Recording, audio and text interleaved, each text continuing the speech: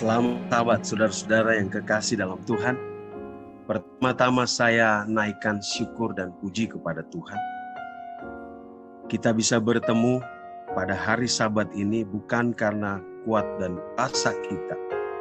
Bukan karena saudara dan saya punya HP atau gadget yang canggih. Bukan karena kita punya uang untuk beli internet. Tetapi kita bisa ibadah karena Tuhan masih sayang kita. Banyak orang berpikir Januari gereja akan dibuka. Kita akan berbakti seperti dulu kala. Bertemu dengan umat-umat Tuhan, potluck bersama, berdiskusi pola Sabat muka dengan muka, mendengarkan khotbah. Namun melihat situasi yang berubah 1-2 minggu belakangan ini, kembali virus COVID-19 meluas kepada banyak orang. Saya dapat berita beberapa anggota jemaat kita tertular, beberapa pimpinan kita terkena. Ini menunjukkan bahwa situasi ini tidak pasti. Kita tidak tahu kapan ini berakhir. Tetapi kita bersyukur Tuhan masih pertemukan kita di situasi yang sulit ini untuk sama-sama belajar akan firman Tuhan. Yang kedua, saya ingin ucapkan terima kasih kepada panitia yang telah mengundang saya, yang mengurus akan pelayanan ini. Terima kasih banyak. Ini yang kedua kali saya boleh melayani Tuhan pada jemaat. Saya tidak tahu nama jemaatnya, tapi terima kasih banyak sudah mengizinkan saya. Dan saya juga ucapkan terima kasih kepada semua jemaat dan juga kepada seluruh tamu-tamu yang mengikuti akan ibadah ini. Saya lihat bukan hanya dari Indonesia, tetapi ada juga banyak yang dari luar negeri. Bagi mereka yang dari Amerika mungkin sekarang sudah waktunya terlelap untuk tidur, tetapi harus luangkan waktu untuk mendengar pekabaran.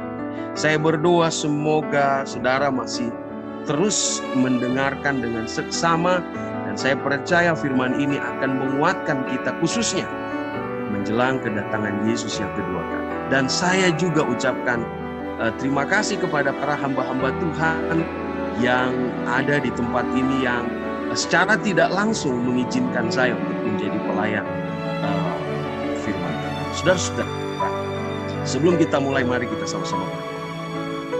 Bapa Surgawi, kami memerlukan kuasa. Hamba-Mu gemetar setiap kali hamba ingin menyampaikan kabar, karena hamba tahu hamba adalah manusia. Hamba tidak layak untuk menyampaikan pekabaran. Hamba juga masih punya banyak. Tapi kasih karunia Tuhan yang mengizinkan hamba-Mu untuk menyampaikan pekabaran kepada siapa. Berdirilah Tuhan di depan, sembunyikanlah hamba, agar apapun yang keluar dari mulut hamba bukan datang di pikiran manusia, tetapi semua dituntun oleh kuat-Mu. Berkati seluruh umat Tuhan yang mendengarkan pekabaran, agar mereka juga boleh dikuatkan, terlebih dalam menantikan kedatangan Yesus yang kedua. Di dalam nama Yesus Kristus kami berdoa. Saya juga sangat senang karena saya lihat ada ibu saya yang hadir bersama-sama. Sudah 1,5 tahun kita tidak bertemu, sangat senang dia hadir bersama-sama kita. Baik, saudara-saudaraku yang kekasih dalam Tuhan, izinkan saya boleh berbagi slide dengan saudara-saudara sekalian.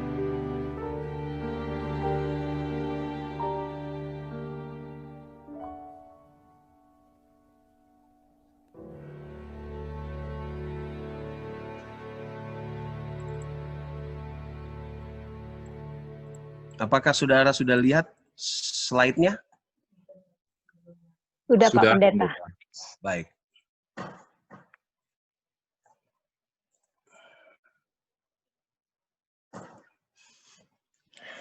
Mari kita mulai firman Tuhan.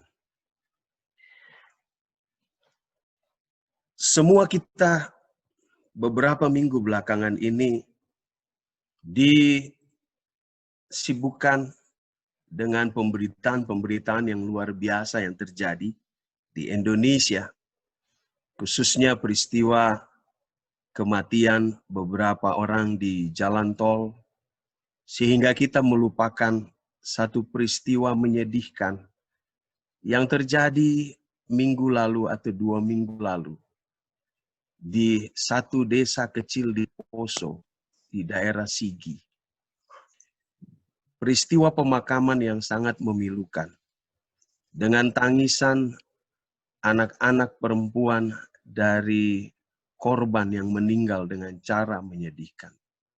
Mereka berteriak, "Papa, Mama, kenapa kalian harus pergi dengan cara seperti ini?" Tangisan ini tidak didengar di Jakarta. Tangisan ini tidak didengar di Ayas tempat saya tinggal. Tangisan ini tidak didengar hampir seluruh umat Tuhan yang mungkin menyaksikan Zoom ini. Tetapi tangisan ini memilukan hati keluarga yang meninggal dan seluruh orang yang menghadiri acara pemakaman. Saudara, itulah jerit dan tangisan dari anak-anak perempuan yang orang tuanya menjadi korban pembunuhan dari orang-orang yang tidak memiliki hati nurani. Keempat dari jenazah itu dikubur dengan begitu menyedihkan. Karena jenazah mereka didapati dalam keadaan yang mengenaskan saat peristiwa itu terjadi. Satu korban ditemukan dalam kondisi gosong di dalam tumpukan rumah yang dijadikan pos pelayanan oleh Gereja Bala Keselamatan, dan kondisinya sangat buruk karena kedua kaki dari jenazah yang sudah hangus itu sudah tidak ada lagi karena dipotong sebelum gereja itu dibakar. Satu jenazah lainnya terletak di halaman rumah dalam posisi tertelungkup, ya, dengan bagian terdapat luka menganga akibat digorok dengan senjata tajam. 2 jenazah lainnya tergeletak halaman dari tempat yang dibakar itu tanpa kepala. Dan dari penjelasan lain disebutkan bahwa kepala seorang korban dibuang ke seberang jalan di depan rumah dari yang dibakar itu. Tak hanya mereka berempat yang dibunuh, rumah mereka dibakar, dan beberapa rumah warga lainnya yang ada di sekitar tempat tinggal mereka juga turut dibakar. Yata adalah orang tua yang mati dibunuh dengan cara mengerikan yang kepalanya terlepas dari tubuhnya. Dia mati bersama istrinya yang bernama Pinu, lalu anak mantunya yang bernama Nata, dan juga istri dari Nata yang bernama Pedi. Dan anak-anak perempuan yang lain sempat selamat oleh karena mereka melarikan diri ke tengah hutan, ke tempat yang tinggi. Ketika rombongan dari Mujahidin Indonesia Timur itu datang dan melakukan tindakan yang mengerikan. Saudaraku, peristiwa ini terjadi di satu dusun kecil di Lepanu, Desa Lemban Tongoa, Kecamatan Palolo, Kabupaten Sigi, Sulawesi Tengah, yang saya pikir Anda mungkin sudah dengar sebelumnya. Dan tidak pernah ada di pikiran dari 4 orang ini keputusan mereka untuk mengikut Yesus membawa mereka kepada akhir dari hidup yang mengerikan. Keluarga ini adalah pelayan dari Gereja Bala Keselamatan yang rumahnya Memang bukan gereja, tapi rumahnya memang dipakai untuk ibadah. Mereka dibunuh pada tanggal 27 November pukul 9. Saudara-saudara, tidak ada satu orang pun yang bisa membantu mereka ketika peristiwa itu terjadi.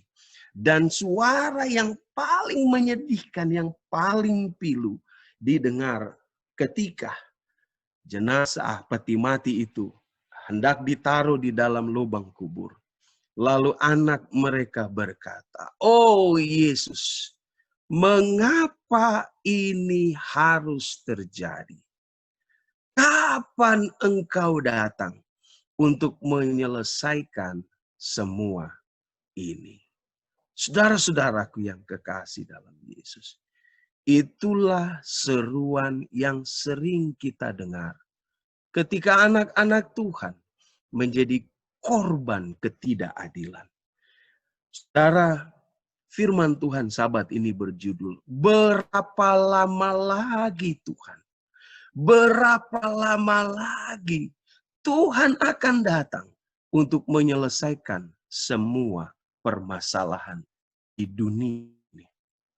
Tangisan yang terjadi kepada anak-anak perempuan korban itu adalah tangisan yang kesekian juta kalinya dari orang-orang yang menantikan Yesus datang yang kedua kali, namun harus mengalami penderitaan. Mereka mengalami ketidakadilan. Dimulai dari Habel, dibunuh oleh saudara kandungnya sendiri. Karena harus berdiri untuk kebenaran. Karena harus menyatakan apa yang Tuhan katakan. Dia harus mengalami kematian yang dengan cara mengerikan. Bahkan Alkitab mengatakan darah dari Habel seperti suara yang berteriak-teriak kepada Tuhan. Menuntut keadilan. Kapan Tuhan keadilanmu akan muncul? Kapan dan berapa lama lagi Tuhan Engkau membiarkan umat-umatmu menderita? Saudara-saudara, ada 4 hal yang kita akan hadapi menjelang kedatangan Tuhan. Saudara tidak perlu catat khotbah ini, karena saya akan kirim nanti di akhir khotbah ini di chat box supaya saudara-saudara bisa dapatkan khotbah ini dan saudara bisa sampaikan kepada keluarga atau umat-umat Tuhan yang lain. Hal pertama adalah hidup akan semakin sulit. Yang kedua, akan ada 2 kelompok umat manusia. Yang pertama adalah umat Tuhan, yang kedua adalah seperti umat Tuhan. Kalau seperti berarti KW, bukan umat Tuhan, tetapi seperti umat Tuhan. Yang ketiga, karakterlah yang akan menjadi penentu dari umat Tuhan atau mereka yang mengatakan dirinya seperti umat Tuhan. Dan yang terakhir, Anda tidak perlu khawatir. Jawaban untuk berapa lama lagi akan Tuhan jawab. Tuhan akan selalu mengontrol dan melepaskan umatnya. Saudara-saudara, kita mulai dari yang pertama. Hidup akan semakin sukar.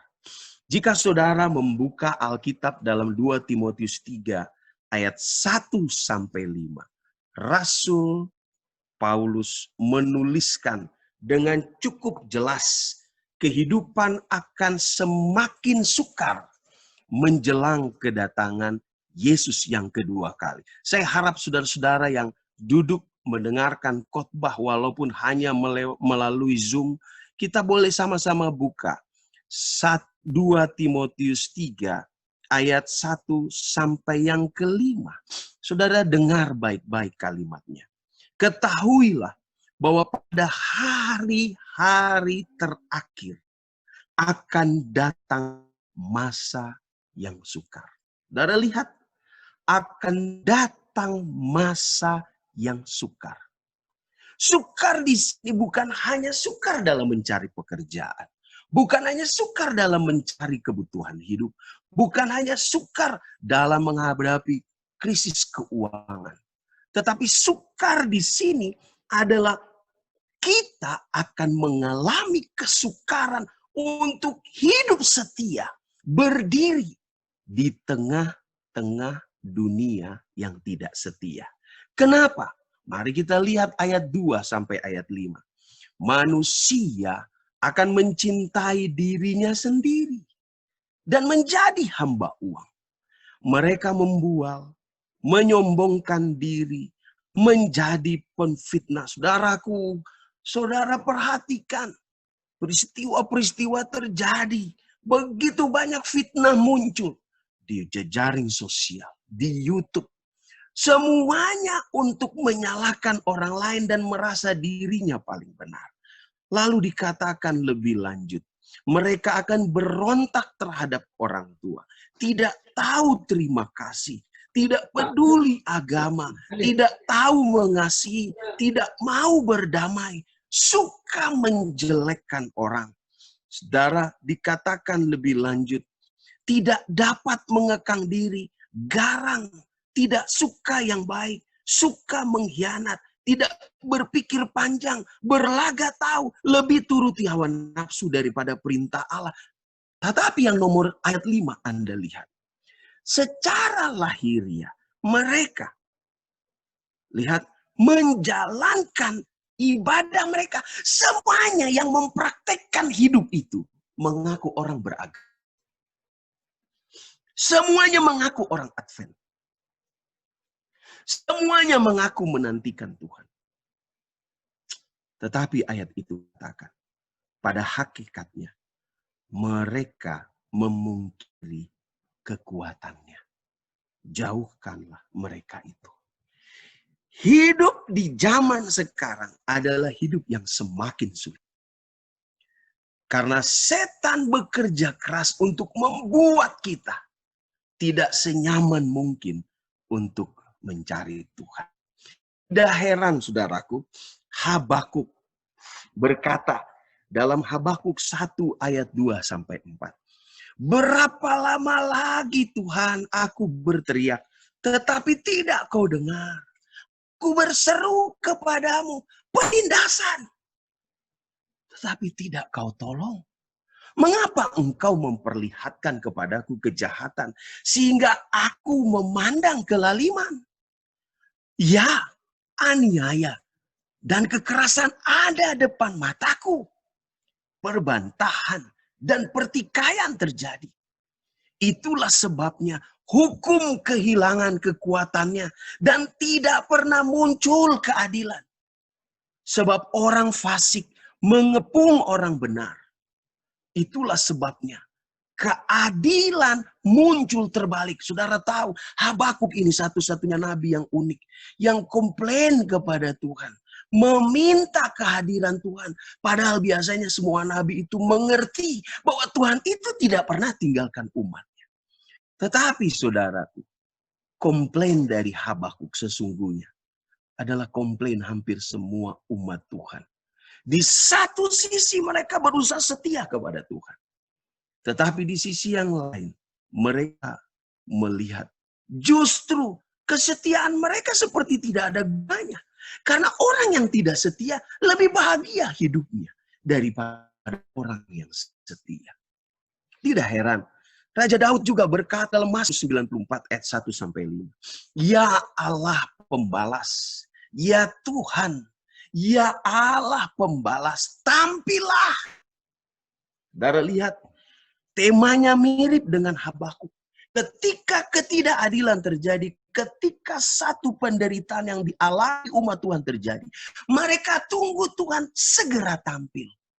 Mereka katakan, bangunlah ya hakim bumi, balaslah kepada orang-orang congkak apa yang mereka lakukan. Berapa lama lagi? Saudara lihat, kalimatnya mirip. dengan anak dari korban pembunuhan disigi, dengan apa yang Habakuk katakan, dengan apa yang Daud katakan. Berapa lama lagi orang fasik ya Tuhan? Berapa lama lagi orang fasik beria-ria? Mereka memuntahkan kata-kata yang kurang ajar. Dan semua orang yang melakukan kejahatan itu menyombong. Umat-Mu ya Tuhan, mereka remukkan, dan milik-Mu sendiri mereka tindas. Mari kita lihat kehidupan di zaman kita sekarang. Apa yang dialami di zaman Daud, apa yang dialami di zaman Habakuk, apa yang dialami di zaman Habel, itu juga yang kita lihat di zaman ini. Habakuk lari membawa kebingungannya kepada Allah. Namun Allah tidak mendengar. Orang benar menjadi korban keganasan orang lalim. Mereka yang setia kepada Tuhan seringkali mengalami kesusahan yang diakibatkan oleh orang-orang yang tidak setia kepada Tuhan. Di satu sisi, anak Tuhan berusaha hidup melakukan perintah Tuhan, namun di sisi lain mereka melihat begitu banyak orang yang tidak menurut perintahnya, hidupnya lebih nyaman. Tiap hari mereka seperti hidup penuh dengan kemakmuran. Mobil ganti tiap 3 bulan. Rumah punya di mana-mana. Hidup lebih makmur. Hidup kelihatannya lebih bahagia. Bahkan mereka bersikap semena-mena kepada anak-anak Tuhan. Dan Tuhan kelihatannya hanya berdiam diri. Saudaraku, untuk hal pertama ketika kita mengalami masa sukar, ada 3 nasihat dari Alkitab yang saya ingin sampaikan, dan semoga nasihat ini menguatkan kita. Kita harus tahu, memang itulah yang kita alami. Pak Ganda katakan, saya bergumul dengan pekerjaan ini. Saya mau hidup jujur, tapi perusahaan menuntut saya. Di satu sisi saya perlu uang untuk rumah tangga saya. Di satu sisi saya perlu pekerjaan untuk kehidupan saya. Tetapi di satu sisi, saya seperti menjadi korban dari orang-orang yang lalim. Apa yang saya harus buat? Di mana saya harus berdiri? Tuhan berkata, yang pertama, dalam Matius 5, ayat 10-11. Berbahagialah orang yang dianiaya oleh sebab kebenaran. Saudara, Tuhan katakan, berbahagia orang yang dianiaya karena memilih untuk hidup benar. Kalau Anda hari ini menjadi korban dari orang fasik, dari orang-orang yang tidak setia, Tuhan katakan, Yesus yang katakan, berbahagialah engkau. Karena merekalah yang empunya kerajaan surga. Dan yang kedua, berbahagialah kamu jika karena aku, karena Tuhan kamu dicela dan dianiaya. Kepadamu difitnahkan segala yang jahat. Hari ini ketika ketidakadilan terjadi kepada umat Tuhan, sesungguhnya itu bukan baru sekarang terjadi. Itu sudah terjadi berulang-ulang dalam kehidupan anak Tuhan. Dan Tuhan cuma bilang, berbahagialah. Secara fisik kamu menderita. Bahkan mungkin kamu mati untuk aku. Tetapi kamu yang empunya kerajaan surga. Hal kedua, hidup itu semakin sukar untuk kita yang mau setia di tengah-tengah orang yang tidak setia. 2 Timotius 3 ayat 12. Lanjutan dari ayat yang Rasul Paulus tuliskan tentang manusia akhir zaman. Paulus bilang begini, memang setiap orang yang mau hidup beribadah di dalam Kristus Yesus akan menderita aniaya, saudara. Kenapa harus kita nangis?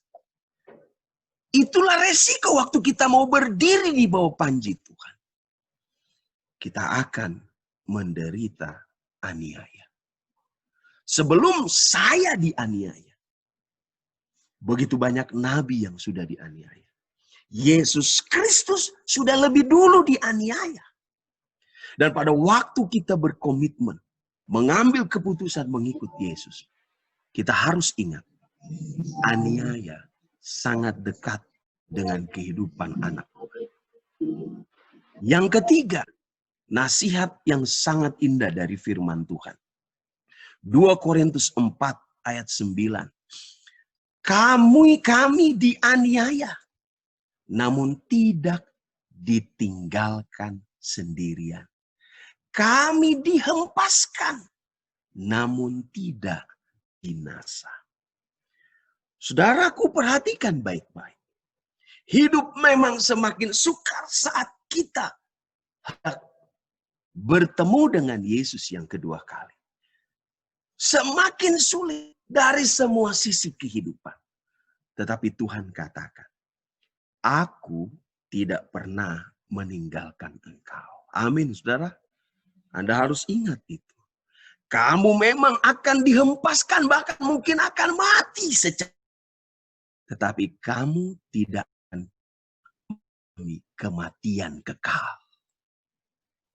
Jadi, hal pertama, ketika hidup semakin sukar, saudaraku, firman Tuhan katakan, berakarlah di dalam kebenaran. Ketika hidup semakin sulit, terus lilitkan imanmu di dalam Yesus Kristus. Karena memang itu yang harus terjadi. Umat Tuhan tetap harus setia kepada Tuhan. Hal kedua, akan ada dua kelompok manusia. Umat Tuhan atau seperti umat Tuhan. Lalang atau gandum. Saudara perhatikan, ketika lalang dan gandum baru muncul dari tanah, mirip. Lalu ketika mulai semakin besar, hampir sama. Nanti yang membedakan dia adalah satu berbiji, berbuah, yang satu tidak. Itu sebabnya saya katakan, ada yang umat Tuhan, ada yang mirip umat Tuhan. Kambing dan domba mirip. Tetapi pada waktunya akan dibedakan. Orang benar akan disebut gandum dan domba. Orang yang seperti umat Tuhan hanya disebut lalang dan kambing. Saudaraku, di dalam 2 Petrus 3 ayat 3-6, saudara perhatikan ayat bersautan kita yang kita baca tadi. Yang terutama harus kamu ketahui ialah bahwa pada hari-hari zaman akhir akan tampil pengejek-pengejek dengan ejekan-ejekannya. Yaitu orang-orang di hawa nafsunya. Kata, di manakah janji tentang kedatangannya itu? Sebab sejak bapa-bapa leluhur kita meninggal, segala sesuatu tetap seperti semula. Pada waktu dunia diciptakan, mereka sengaja tidak mau tahu bahwa oleh firman Allah, langit telah ada sejak dahulu. Dan juga bumi yang berasal dari air dan oleh air. Dan bahwa oleh air itu, bumi yang dahulu telah binasa, dimusnahkan oleh air. Saudaraku, saudara perhatikan ayat ini dengan seksama. Akan tampil pengejek-pengejek. Siapa pengejek-pengejek ini? Apakah mereka orang kafir? Tidak. Kalau saudara perhatikan, mereka ini adalah dulunya umat Tuhan. Mereka dulunya umat Tuhan. Perhatikan ayat keempat. Kalimatnya seperti begini. Kata mereka, di manakah janji tentang kedatangannya itu? Dulu adalah bagian yang percaya ketika pendeta katakan waktu mereka mau dibaptis. Apakah Anda percaya Yesus akan datang kedua kali? Saya percaya. Tetapi karena menunggu Tuhan tidak datang-datang. Lalu mereka mulai meragukan kedatangan Tuhan. Dan bukan hanya meragukan kedatangan Tuhan. Mereka dipakai setan untuk mengejek umat Tuhan. Umat gereja masih Advent hari ke-7 yang tetap setia. Supaya menjadi seperti mereka. Tidak percaya akan janji kedatangan. Mereka katakan semua masih sama. Sejak zaman bapak leluhur kami. Semua tidak berubah. Semua nggak ada berubah. Saudara lihat baik-baik. Saudara ingat kapan saudara dibaptis? Coba ingat baik-baik. Mungkin ada yang 10 tahun lalu. Mungkin ada yang 20 tahun lalu. Mungkin para hamba Tuhan yang mendengar khotbah. Anda masih ingat ketika Anda berdiri waktu Anda dibaptis pertama kali. Berapa jumlah yang dibaptis? Nah sekarang coba cari tahu. Di mana sahabat kita yang sudah dibaptis itu? Apakah mereka semua masih tinggal di dalam gereja? Tinggal di dalam kebenaran. Berbeda dengan mereka yang mungkin sudah meninggal. Tetapi kalau mereka masih hidup, kita perlu selidiki. Di mana mereka? Dan apakah saya masih setia dengan janji pengharapan saya akan kedatangan Yesus? Saudara, salah satu laporan yang sangat luar biasa dilaporkan oleh salah satu pimpinan gereja Masih Advent hari ke-7 dari General Conference. 1 bulan yang lalu saya ikuti seminarnya. Dia katakan, dari 100 orang Advent yang dibaptis, ada 46 yang sudah murtad. 46 yang murtad. Dan yang mengerikannya, yang murtad itu mengajak orang yang belum murtad untuk murtad. Saudara, yang jadi masalah begini. Apakah yang 54 adalah umat Tuhan atau seperti umat Tuhan? Karena pena inspirasi menulis dengan sangat jelas tentang hal itu. Orang-orang yang menjadi pengejek itu adalah dulunya umat Tuhan. Tetapi mereka berubah dari mengikuti Tuhan kepada mengikuti hawa nafsu. Ini grup nyanyi waktu saya masih seorang staf di UNAI. Dan saya menjadi dosen di UNAI. Kami masih punya grup nyanyi. Ini bahkan sampai sekarang kami punya grup nyanyi. Hampir setiap bulan ada 2 kali sebulan atau 1 kali sebulan kami pergi keluar pelayanan. Saudara perhatikan ada dosen di situ, ada Ibu Yvonne Panjaitan, istri dari Pak Kanadian. Ada staf di situ, ada mahasiswa.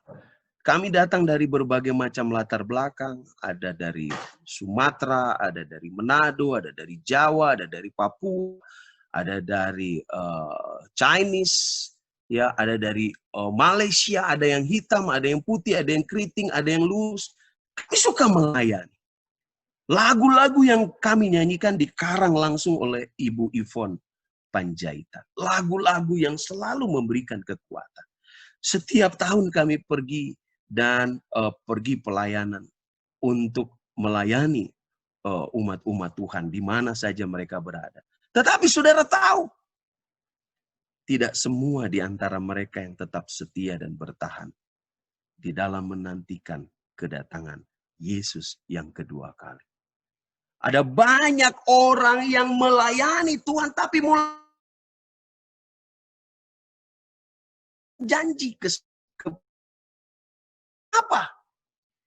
Karena kedatangan Yesus sudah tidak lagi untuk mereka.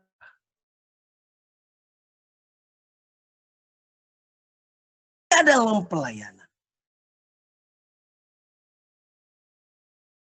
mereka. Perhatikan Ellen White katakan dengan tegas. Saya selalu berdoa. Karena belum ada kata final sebelum pintu kasihan tertutup, saudaraku. Untuk mereka yang tadinya melayani, lalu menjadi pengejek dan menyangkal Yesus. Tapi memang, pena inspirasi sudah ingatkan kita. akan terjadi satu penampian. Saudara lihat bagaimana orang menampi di gambar ini. Ya, yang sekam akan jatuh terbuang untuk dibakar. Yang gandum akan tetap tinggal untuk digunakan. Pada saatnya nanti, sekam harus dipisahkan dari gandum. Akibat merajalelanya kejahatan, maka kasih banyak orang akan menjadi dingin. Pada saat itulah yang asli akan. Saudara, yang saya mau katakan dalam bagian yang kedua tentang umat Tuhan akan terbagi dua. Saya tidak bicarakan antara kita dengan orang kafir atau orang yang tidak mengenal Tuhan. Tetapi antara kita sama-sama anggota gereja Advent. Sama-sama dari orang yang mengaku mengenal Tuhan dan yang mengaku menantikan Yesus. Akan terjadi dua golongan di sana. Baca kutipan ini ditulis dalam buku Kemenangan Akhir. Pemberitaan mengenai waktu yang pasti kedatangan Kristus menimbulkan perlawanan besar dari berbagai golongan. Dari pendeta di mimbar gereja sampai kepada orang berdosa yang paling gegabah dan yang berani menentang surga. Kata-kata nubuatan digenapi bahwa pada hari-hari zaman akhir akan tampil pengejek-pengejek dengan ejekan-ejekannya. Yaitu orang-orang yang hidup menuruti hawa nafsunya. Kata mereka, di manakah janji kedatangannya itu? Lalu, ayat lanjutkan. Banyak orang yang mengaku mengasihi juru selamat menyatakan bahwa mereka tidak menentang doktrin Kristus. Artinya apa, saudara? Oh, saya tidak menentang Yesus. Memang saya tahu Yesus akan datang. Tapi saudara lihat kutipan berikutnya. Mereka hanya tidak setuju mengenai waktu yang dipastikan. Tetapi, saudara lihat baik-baik. Allah yang Maha Tahu membaca hati mereka. Mereka tidak ingin mendengarkan kedatangan Kristus untuk menghakimi dunia ini dalam kebenaran. Mereka adalah hamba-hamba yang tidak setia. Pada waktu pekabaran kedatangan Yesus sudah dekat. Ingat saudara, nabi-nabi sudah katakan hari Tuhan sudah dekat. Itu mulai dari zaman Nuh. Mulai dari zaman Nuh, Henok. Tuhan sudah mau datang. Hari Tuhan sudah mau datang. Nuh khotbah, hari Tuhan sudah mau datang. Habakuk khotbah, hari Tuhan sudah mau datang. Amos khotbah, sudah mau datang. Elia, hari Tuhan sudah mau datang. Yohanes Pembaptis katakan hari Tuhan. Yesus katakan Tuhan sudah mau datang. Mereka katakan, oh iya. Tetapi di dalam hati banyak yang katakan tidak senang dengan kedatangan Yesus. Mereka katakan ini semua masih nyaman. Ini semua masih aman. Dan pena inspirasi katakan, mereka adalah hamba-hamba, tetapi hamba yang tidak setia. Pekerjaan mereka tidak tahan kepada ujian Allah, yang mengetahui segala isi hati. Dan mereka takut bertemu dengan Tuhan mereka. Seperti orang Yahudi pada waktu kedatangan Yesus yang pertama kali. Mereka tidak sedia menyambut Yesus. Ini yang paling mengerikan. Kita yang mengaku dirinya Advent, penanti kedatangan Yesus, tetapi justru kita yang tidak setia, tidak siap sedia pada waktu Yesus datang. Mereka bukan saja menolak untuk mendengarkan argumentasi sederhana dari Alkitab, tetapi bahkan mengejek mereka yang mencari Tuhan. Saudaraku, setan menyerang umat Allah yang setia lewat dua sisi. Penggodaan yang langsung datang dari luar, ya, kesenangan, kenyamanan hidup, ya, datang menggoda kita dan pada akhirnya kita tergoda, kita jatuh. Atau cara yang kedua. Nah, cara yang pertama itu tidak berbahaya, tidak lebih berbahaya daripada cara yang kedua. Cara kedua ini yang lebih berbahaya. Saudara perhatikan. Setan menyerang umat Allah justru dari dalam sendiri. Setan memakai orang-orang yang mengaku umat Allah mengaku pekerja Allah, namun justru mengacaukan pekerjaan Allah. Kutipan buku Roh Nubuat dikatakan, Tuhan akan segera datang. Harus terjadi proses. Saudara dengar, perhatikan kutipan ini. Proses penampiannya bukan di luar gereja. Proses penampiannya di dalam gereja. Bahkan di antara kita yang saat ini, saya cek dulu ada berapa yang sedang mengikuti Zoom. Ada 114 yang mengikuti. Ya, ada 114 teknologi yang sedang pakai dan mungkin dikalikan 3 atau 4. Yang sedang ikut Zoom ini. Dikatakan penampian sedang terjadi bukan di luar, tetapi di kita, di antara kita. Dan perhatikan kutipannya. Di antara kita ada orang-orang jahat yang tidak menyukai atau menghormati Allah. Saya percaya semua kita di sini adalah orang yang suka kebenaran. Karena kalau Anda tidak suka kebenaran, Anda tidak akan mau hadir. Perlu pulsa untuk beli, untuk pakai Zoom. Ya, perlu gadget untuk bisa mendengarkan khotbah. Tetapi Tuhan ada di antara kita orang jahat. Mengaku umat Tuhan, tapi Tuhan bilang ada di antaramu orang jahat. Dikatakan lebih lanjut.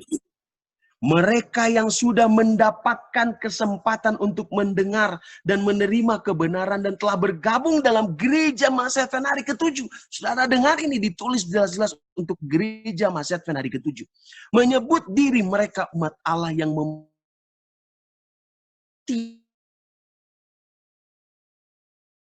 adalah lebih dari gereja-gereja yang lain. Menyedihkan, saudara. Kita dibekali dengan Alkitab. Kita dibekali dengan Roh Nubuat. Yang membantu kita untuk menunjukkan bahwa Yesus tidak akan lama lagi datang. Tetapi pada kenyataannya, kutipan ini mengatakan bahwa pengabdian dan kehidupan kita, kekuatan hidup kita, tidak lebih dari gereja-gereja lain. Gereja-gereja yang mungkin tidak punya roh nubuat, yang tidak pernah berpikir bahwa Yesus akan datang segera. Lalu dikatakan, akan mendapat malapetaka dari Allah. Sebagaimana mereka, gereja-gereja yang menolak hukum Allah. Nah, yang lebih mengerikannya adalah ini. Saudara perhatikan kutipan ini. Apa yang terjadi di zaman Habakuk? Nyonya White katakan, orang-orang yang sangat dihormatinya pada babak terakhir dari sejarah dunia ini akan mengikuti contoh Israel purba. Saudara tahu, Habakuk menangis, keadilan kelihatannya terbalik, hukum Tuhan kelihatannya tidak ada lagi. Itu bukan menangis kepada orang kafir yang sedang menganiaya mereka, tidak. Tetapi ketika Habakuk melihat Yoyakim, Raja Yehuda, menggunakan kekuasaannya untuk melanggar firman Tuhan. Ketika Habakuk melihat imam besar yang harusnya membawa umat Tuhan datang kepada Tuhan, tetapi menyalahgunakan kekuasaannya. Ketika Habakuk melihat anak-anak Yehuda yang harus menjadi garam dan terang bagi orang-orang yang ada di sekitar mereka. Tetapi justru mereka tidak tunjukkan terang itu. Nyonya White bilang, orang-orang yang sangat dihormatinya pada babak-babak terakhir dari sejarah dunia ini akan mengikuti contoh Israel purba. Penyimpangan dari prinsip-prinsip besar yang Yesus Kristus telah letakkan dalam pengajaran-pengajarannya. Melaksanakan rancangan-rancangan manusia. Menggunakan kitab suci untuk membenarkan tindakan yang salah di bawah pekerjaan Lucifer yang jahat. Akan memperkuat manusia dalam ketidakmengertiannya. Dan kebenaran yang mereka perlukan untuk memegang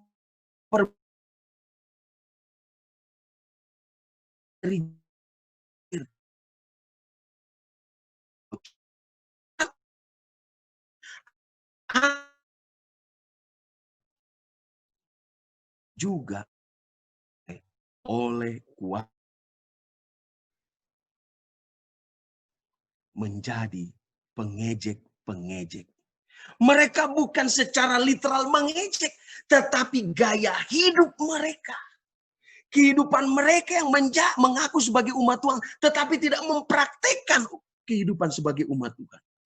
Sama seperti pengejek hadapan Tuhan. Saudara, apa yang pernah terjadi di zaman Israel purba, terjadi di dalam kehidupan menjelang kedatangan Yesus yang kedua kali. Sekarang ada domba, ada kambing, ada gandum, ada lalang, ada umat Tuhan, dan ada KW dari umat Tuhan. Pertanyaan yang perlu kita renungkan, di mana si kita masing-masing? Tentunya Tuhan mengharapkan kita adalah bilangan dari domba, dari gandum, yang siap untuk dibawa ke dalam kerajaan surga.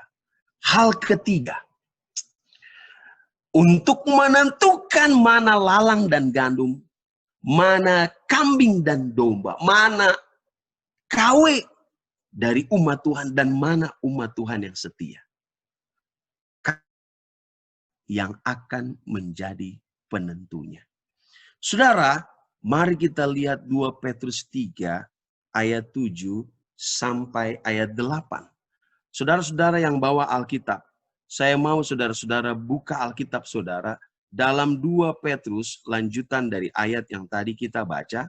2 Petrus pasal 3 ayat 7 sampai ayat 8. Firman Tuhan berkata, tetapi oleh firman itu juga, langit, bumi yang sekarang telah terpelihara dari api, dan disimpan untuk hari penghakiman, dan kebinasaan orang-orang fasik. Akan tetapi, saudara-saudaraku yang kekasih, yang boleh kamu lupakan, yaitu bahwa di hadapan Tuhan, satu hari sama seperti 1000 tahun. Dan 1000 tahun sama seperti satu. Saudara, langit dan bumi dan segala yang ada di dalamnya, di dalam ayat yang ke-7 katakan, dipelihara, disimpan untuk hari penghakiman. Dunia dan segala isinya akan ditentukan nasib. Saudara perhatikan, Petrus sebutkan dunia akan ditentukan nasibnya, akan dibakar. Itu sampai 3 kali di pasal itu. Di pasal 7, 10, di ayat 7, saudara perhatikan. Langit dan bumi yang sekarang terpelihara dari api, disimpan untuk penghakiman dan kebinasaan orang fasik. Lalu ayat 10. Langit akan lenyap dan gemuruh yang dahsyat, dan unsur-unsur dunia akan hangus dalam nyala api, dan bumi dan segala yang ada di atasnya. Dan ayat 12, saudara. Langit akan binasa dalam api, dan unsur-unsur dunia akan hancur karena nyalanya. Saudara, satu kali saja kalau Alkitab tulis itu penting. Ini Petrus tulis sampai 3 kali. Apapun yang ada di dunia ini akan lenyap. Rumah yang kita punya akan lenyap. Yang kita punya akan lenyap. Kondominium, apartemen, jabatan, bahkan segala yang menempel dengan diri kita akan. Di situ dikatakan unsur-unsur dunia akan lenyap. Semuanya akan dibakar. Gunung, lembah, hutan, pepohonan, lautan, dan segala isinya. Binatang, rumah, villa kita, pabrik yang kita miliki, perusahaan, toko, mobil, harta, bahkan gereja-gereja dan pusat-pusat pelayanan yang kita miliki pun. Apa, saudara? Untuk apa? Untuk dimusnahkan. Tidak ada sisanya lagi. Semuanya. Jadi itu sebabnya kita tidak bisa sombong dengan apa yang kita miliki. Karena semuanya akan diambil daripada kita. Dan saya teringat dengan apa yang ditulis oleh Ayub. Ketika segala-galanya diambil daripada dirinya. Jangan lupa, saudara. Peristiwa yang pernah terjadi kepada Ayub. Dengan mereka yang diambil segala-galanya dari tangan mereka. Akan terjadi cepat atau lambat kepada kita semua. Petrus tulis dengan jelas. Semuanya akan diambil dari kita. Ayub berkata, dengan telanjang aku datang ke dunia ini. Dengan telanjang juga aku kembali kepadanya. Saudara tahu Ayub adalah orang yang kaya. Hidup saleh. Ini nanti sore kita akan bahas. Dia hidup selalu setia kepada Tuhan. Tapi apa yang terjadi? Hartanya diambil dari tangannya. Kalau Ayub yang saleh saja diizinkan semuanya habis dari tangannya. Apalagi umat Tuhan yang hidup tidak saleh. Semua kita akan mengalami. Semua kita, milik kita, apapun yang menempel pada tubuh kita, bahkan nama kita, gelar kita, semua akan diambil oleh Tuhan. Saudara, saya jadi teringat waktu Alexander the Great mati. Ini kisah nyata. Saudara boleh buka sejarahnya benar atau tidak. Sebelum dia mati, dia sudah tahu bahwa waktu dia mati tidak lama. Sudah katakan kepada istrinya, istriku, apabila aku mati, aku minta engkau melubangi peti matiku di sebelah kiri dan kanannya. Jadi dia mau peti matinya itu dibolongin, lalu apa yang dia mau buat? Dan dia bilang sama istrinya, engkau harus mengeluarkan tanganku dari peti mati itu. Siapa? Alexander the Great. Orang muda yang pernah menguasai dunia ini dalam waktu singkat. Alkitab menubuat sebelum dia. Orang muda yang menguasai dunia hanya dalam waktu sekitar 3-4 tahun. Seluruh dunia. Tapi pada waktu dia mati, dia bilang sama istrinya, jangan lupa bolongi peti matiku, keluarkan tanganku. Untuk apa, saudara? Saudara perhatikan. Agar apabila orang datang untuk menyaksikan jasadku, mereka akan melihat dengan tangan kosong aku datang ke dunia ini, dan dengan tangan kosong juga aku kembali. Saudaraku, kita datang ke dunia ini, kita tidak bawa apa-apa. Dan pada waktu kita mati, kita tidak bawa apa-apa. Apa yang dikatakan oleh Petrus mengingatkan kita yang mendengarkan khotbah hari ini. Pada akhirnya siapapun Anda dan saya, seluruh bumi akan dibersihkan. Saudara, tidak ada yang kita bawa waktu kita lahir, dan tidak ada yang kita bawa waktu kita mati. Semua sudah ditentukan untuk dibinasakan. Nah pertanyaannya, lalu kalau semua sudah ditentukan untuk dibinasakan, apa lagi yang kita mau cari? Kalau memang pendeta gini, semua akan dibinasakan. Pekerjaan saya pun akan ditarik. Rumah saya dan semua yang saya miliki akan ditarik. Lalu mau ngapain lagi kalau gitu saya mau kerja? Saudara, apakah cari uang tidak perlu? Cari uang itu perlu. Tetapi saudara, cari Tuhan jauh lebih perlu. Saya pendeta munafik. Kalau saya katakan saya tidak perlu uang. Baju yang saya pakai, uang punya permainan. Laptop yang saya gunakan untuk khotbah di Zoom ini, juga uang punya permainan. Kucing tidak perlu odol gigi. Anjing tidak. Tetapi umat Tuhan perlu itu semua. Dan semua untuk dapat perlu uang. Tetapi saudaraku, cari uang itu perlu. Tetapi cari Tuhan itu jauh lebih perlu. Cari rumah itu perlu. Tetapi cari selamat itu jauh lebih penting.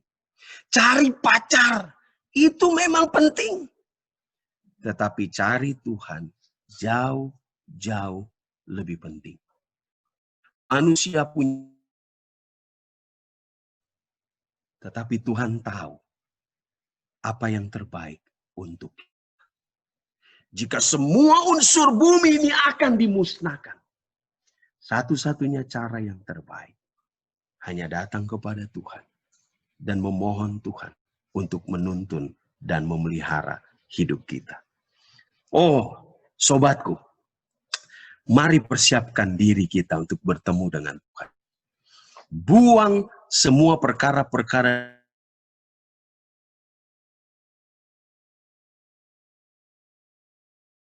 Tuhan mau bakar itu, yang justru kita cari. Justru yang unsur dunia yang Tuhan mau lenyapkan itu, kita sampai rela sakit-sakitan untuk dapatkan semua itu. Ya, saya hanya ingatkan, mari kita persiapkan diri bertemu dengan Tuhan. Buang perkara-perkara dunia yang menghalangi kita untuk setia kepada Yesus. Saudara masih ingat Yesus berkata, satu kali sepertinya hiperbola, terlalu berlebih-lebihan, tetapi layak untuk direnungkan. Yesus pernah bilang seperti ini, jika matamu menyesatkan engkau, cungkillah dan buanglah itu. Karena lebih baik bagimu jika satu dari anggota tubuhmu itu binasa daripada tubuhmu dengan utuh dicampakkan ke dalam neraka. Kalau mata kita bikin kita jatuh dalam dosa, nonton film porno, tidak punya Tuhan, Yesus bilang, cungkil lebih baik. Dan dengan satu mata buta, tapi engkau setia kepada Tuhan, daripada engkau punya dua mata, tapi engkau tidak bertemu dengan aku. Yesus bilang, kalau tangan kita ini membuat kita jatuh dalam dosa, potong tangan itu, saudara. Saudara boleh baca ayatnya, saya tidak menambah-nambahkan. Mungkin waktu ini orang tertawa, tetapi maknanya saudara katakan, kalau tangan ini membawa kita jatuh dalam dosa, potong tangan ini. Lebih baik kita tidak punya tangan, tapi kita ada di surga. Saudara tahu, tidak mungkin orang yang masuk surga tidak punya tangan utuh. Yesus mau katakan, kalaupun kau harus mati untuk aku dengan hanya satu tangan, itu lebih baik daripada engkau punya kedua tangan lengkap, tapi engkau tidak masuk bilangan dari orang-orang yang diselamatkan. Saudara, ingat, kalau HP saudara bikin saudara, membuat saudara tidak punya waktu untuk Tuhan. Yesus bilang, lebih baik kau buang HP itu. Dan engkau hidup dulu. Tetapi dengan kehidupanmu itu engkau terus mencari Tuhan. Daripada engkau punya gadget, punya laptop, punya iPad, punya segala macam. Namun engkau hanya gunakan untuk membuat engkau jauh dari Tuhan. Saudara, lebih baik engkau tidak bekerja. Daripada pekerjaan itu membuatmu tidak setia kepadaku. Uang perlu. Cari pacar perlu. Bangun rumah perlu. Karir perlu. Tetapi cari Tuhan jauh lebih perlu. Saudara-saudara, tidak ada sesuatu pun yang kita bawa dari dunia ini.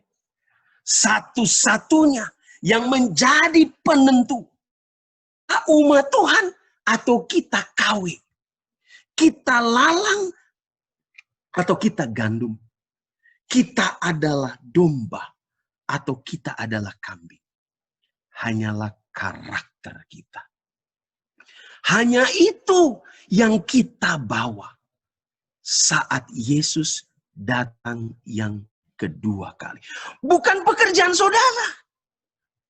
Bukan jabatan saudara. Bukan gelar yang menempel di depan nama saya. Bukan berapa deposito yang kita bawa. Itu yang akan kita bawa ke surga. Tidak. Karakter. Saudaraku yang saya cintai.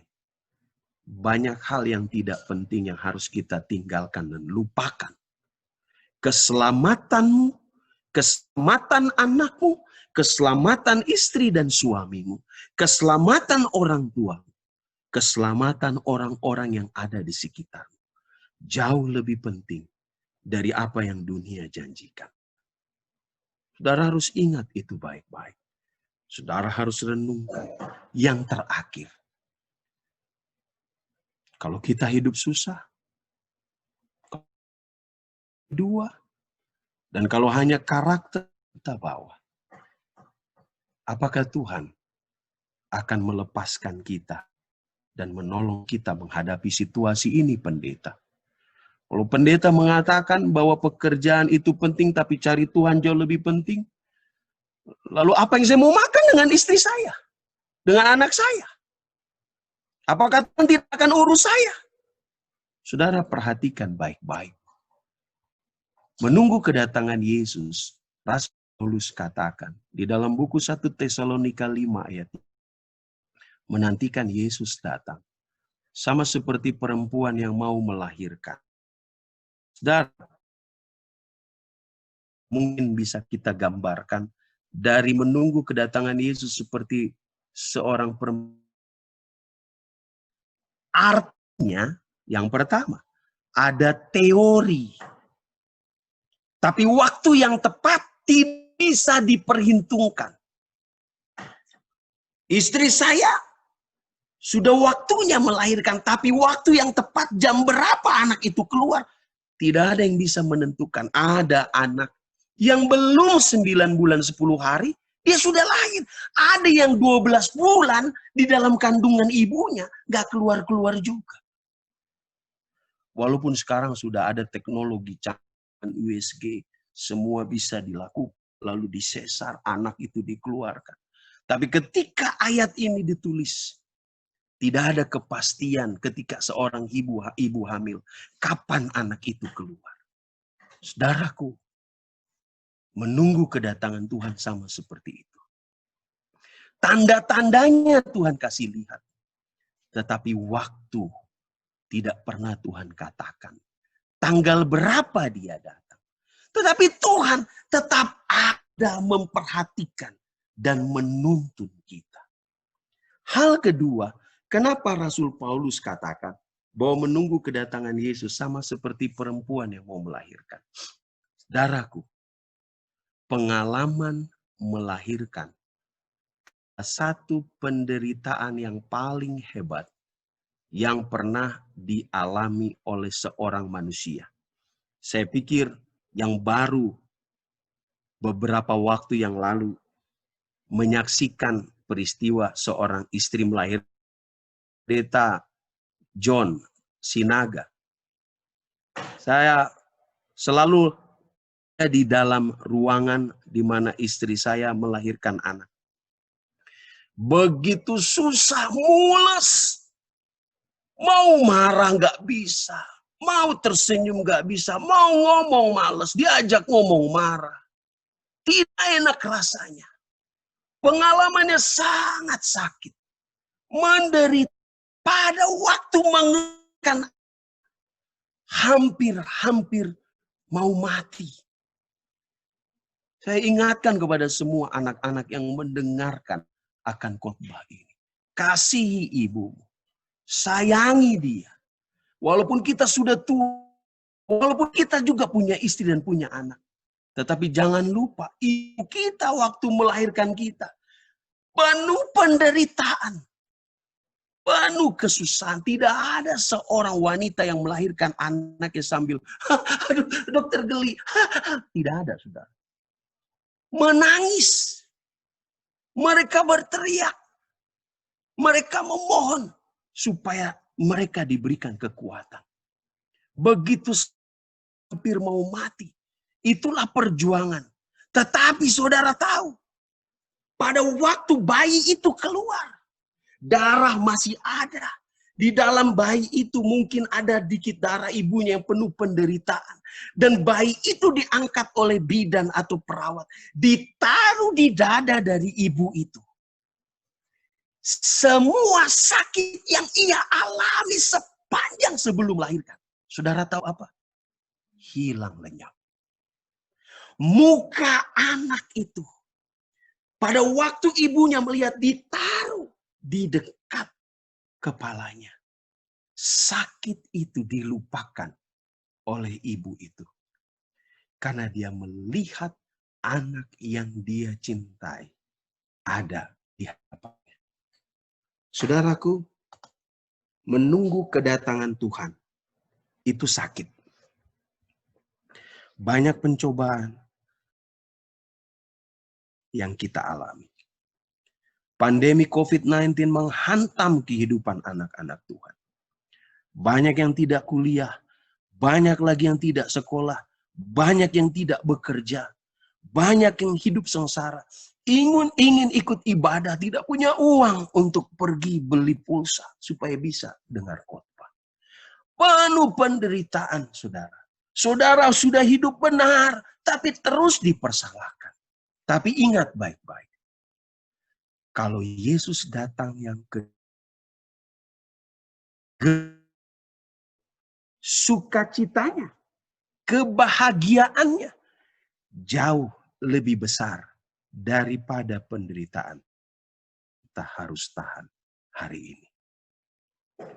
Saudara, tetap semangat, tetap kuat di dalam Tuhan. Pertanyaannya tetap, kalau begitu, kalau memang Tuhan Yesus itu sayang, lalu kenapa dia harus tunggu begitu lama? Kita harus tunggu begitu lama. Apa Yesus tidak kasihan sama kita? Apa Yesus tidak lihat anak keluarga di Sigi yang menangis? Berapa lama lagi Tuhan? Apa Yesus sengaja, pendeta, tunggu sampai kita lengah? Yesus sengaja biar kita tidak berjaga? Lalu Yesus datang tiba-tiba supaya kita betul-betul terjebak? Itukah cara Yesus? Petrus menutup dengan ayat yang sangat bagus. Di dalam ayat 9. Tuhan tidak lalai menepati janjinya. Sekalipun ada orang yang menganggapnya sebagai kelalaian. Tetapi ia sabar terhadap kamu. Karena ia menghendaki supaya jangan ada yang binasa. Melainkan supaya semua orang berbalik dan bertobat. Saudara tahu kenapa Yesus belum datang? Karena kita belum bertobat benar. Kita belum potong tangan kita yang suka berdosa ini bukan secara lahiriah.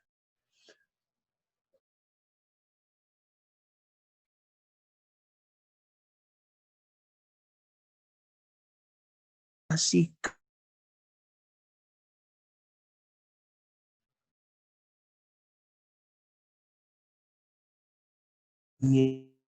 stand lalu semua bertobat. Yesus ada di antara kita yang tidak ada waktu dia datang. Saudara, kalau Yesus sedang menunggu kita, maka gunakanlah ini sebagai satu kesempatan supaya kita berubah. Jangan kita masih seperti manusia kita. Apa yang harus kita buat? Petrus katakan dalam ayat 14. Sebab itu saudara-saudaraku yang kekasih, sambil menantikan semuanya ini, kamu harus berusaha supaya kedapatan tidak bercacat, tidak bernoda di hadapannya. Dalam pendamaian dengan dia. Ingat, dia masih di bilik yang maha suci sampai hari ini. Saudara masih punya kesempatan untuk menyelesaikan semua dosa-dosa saudara. Dia masih tunggu kita. Kalau dia belum datang, itu berarti dia masih kasih waktu untuk kita berubah. Lalu mau sampai kapan kita berubah, saudaraku? Mau sampai kapan kita betul-betul setia? Saya tutup khotbah ini dengan satu ilustrasi dari si penulis cerita yang kita bahas dalam khotbah ini. Petrus tulis semuanya untuk kita ingat baik-baik saat kita menantikan. Petrus orang murid yang paling keras kepala. Petrus orang yang mau selalu nomor satu melakukan segala sesuatu atau selalu dipuji oleh Yesus. Petrus itu suka memberontak. Dia lebih menuruti hawa nafsunya daripada menuruti nasihat Yesus. Terkadang mulut Petrus itu lebih cepat mengeluarkan kata-kata daripada memikirkan sesuatu lebih dulu. Bahkan Alkitab menyatakan bahwa Petrus sebenarnya sama dengan Yudas. Sama-sama menyangkal Yesus. Dia tidak ada bedanya dengan Yudas. Petrus menggunakan kesempatan yang Tuhan berikan untuk bertobat dengan sebaik-baiknya. Memang Petrus punya kelemahan. Petrus punya kekurangan. Tetapi waktu Yesus kasih kesempatan padanya, Petrus tidak pernah melepaskan kesempatan itu. Dia pegang kuat-kuat kesempatan itu.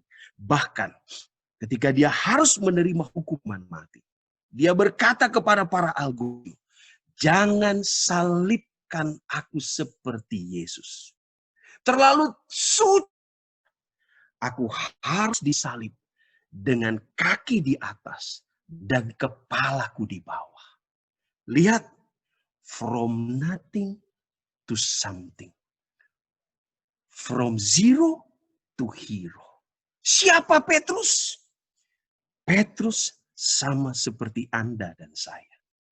Kita juga sering melawan Allah. Kita suka menuruti hawa nafsu daripada apa yang Allah katakan. Bahkan kita sering menjual Yesus dalam hidup kita setiap saat.